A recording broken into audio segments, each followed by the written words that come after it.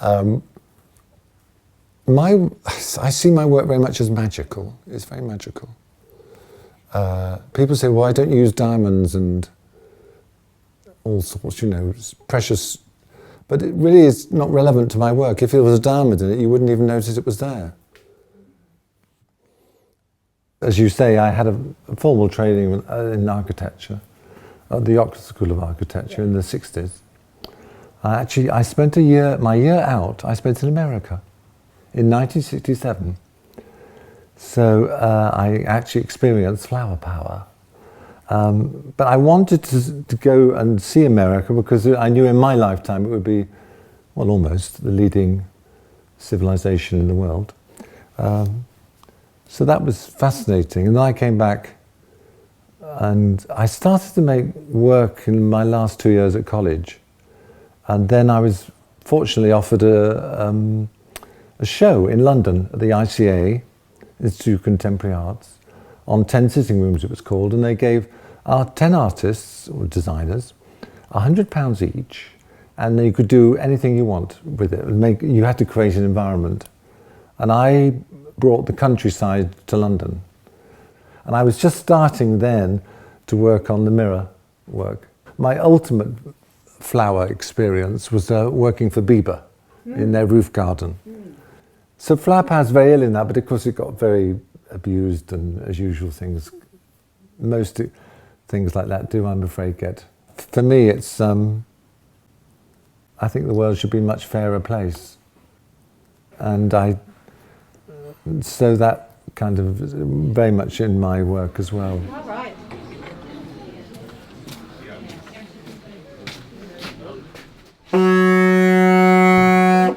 Good evening.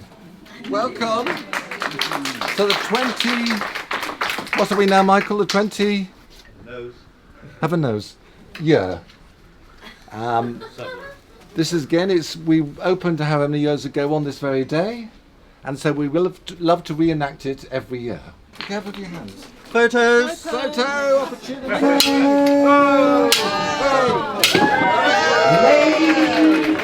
Ladies and gentlemen, welcome to the Andrew Logan Jewellery Explosion!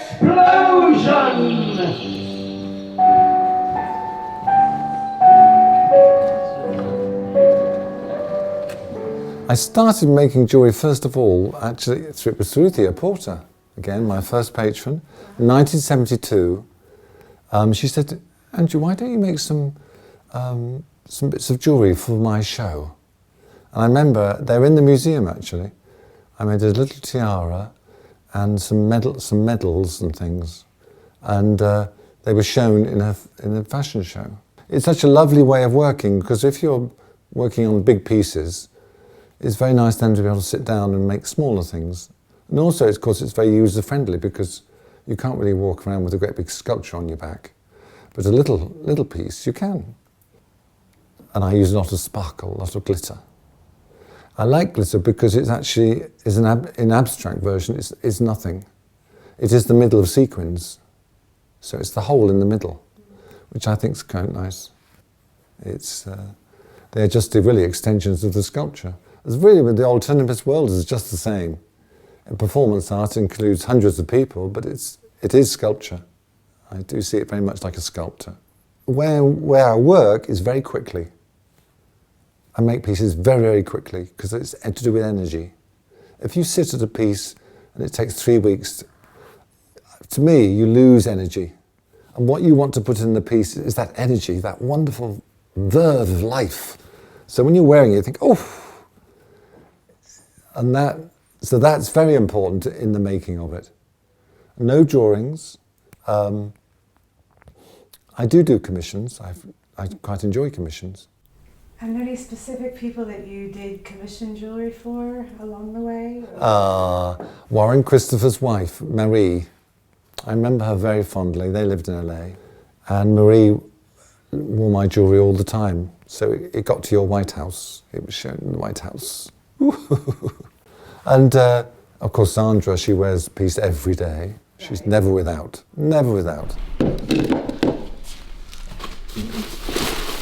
So that was an early one. That must have been. I'm trying to think. I remember I did a pink collection and this black and red collection, which is what Molly must have Taken got. from me, right? Yes. Oh wow, wow. The blue. The ubiquitous blue with Donald Duck. Oh yes, of course. This is fabulous too. Really I know. something. Every one of them. So I see we have a long way to go to have more of you, huh? Look at this. In the 70s, fashion was fun. You just kind of did it. Yeah. And then there was Bill Gibb, who was brilliant. He was brilliant. And Sandra, of course. And yes, and Tommy Roberts, my goodness, Mr. Freedom. Yes, well, he was just up from Barbara and Fitz, so... And the parties we used to do at Bibo were wonderful. And it was so extravagant. New York Dolls, all people played, they'd fly them in to play. I remember meeting Liberace there, and Erte was a very interesting man. And as you know, that was the Pistols played, first time they ever played was at my studio in 1976. And Malcolm phoned me up and he said, I've got these lads, he said, they're going to be bigger than the Beatles.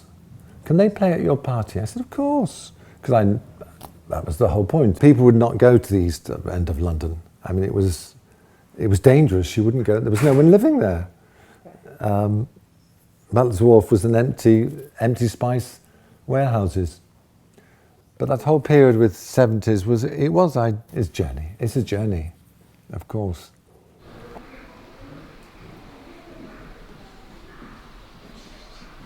Welcome to the inside of the Andrew Logan Museum of Travelling Sculpture. And this is what I take to little festivals. So this Saturday, there's the Bedayou show, which is a local agricultural show, where they show sheep, they have horse riding, and then things like the tallest nettle and the longest carrot. And these pieces here are the alternative crown jewels. This is for my new event. Well, that's the 14th event. I call it a surreal art event for all-round family entertainment. And it's held at Shakespeare's Globe this time on the theme of psychedelic peace. That's the Atlantic, because I think, where's America? There's Australia. Oh, here's America, look. This is where you are. These big lumps here, that's California. So it's all here, all in a little ball. Sandra Rhodes, how could we forget Sandra Rhodes? A good friend, and I did this portrait of her in the 80s, which is, I believe now, is in the National Portrait Gallery in central London.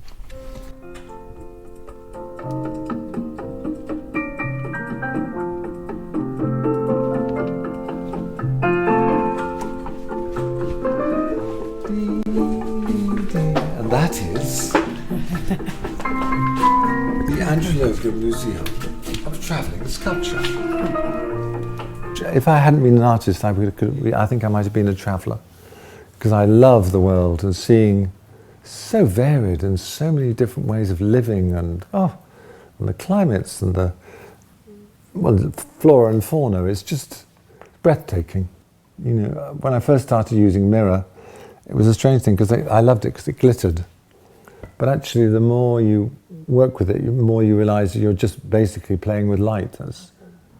And because my work is mirror, you can actually involve yourself in it. You can see, because you can see yourself in it. That's where we are. That's Welsh Pool. My friend Ulla, she was Miss Sweden at one stage, and Marina from St. Petersburg. St. Petersburg. Yes. Very nice. This is the wall of sunshine, you see, or sun. Ah, So it spreads a lot of joy. It does spread a lot of sunshine. In the wind, sunshine in the winter. But someone amusingly told me, it's sort of, because I'm really not in fashion. I'm sort of out. I'm not in anything really. The fashion world is there, and I love to be involved, but I'm not specifically. I'm not. You can't say I've got a label, or I've got a label, but a name. I've got a name, but I'm not. And they said that it's sort of every few years, you're suddenly just rediscovered.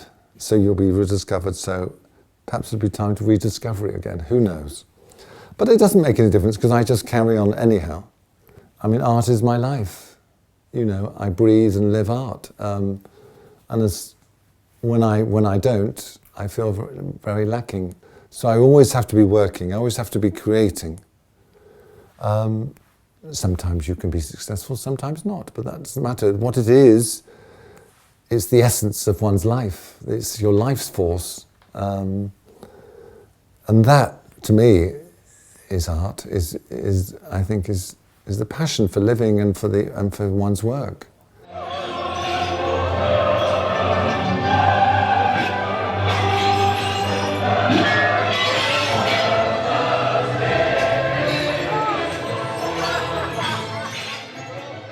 You know, we are on this world very short time, and I wanted to celebrate the fact.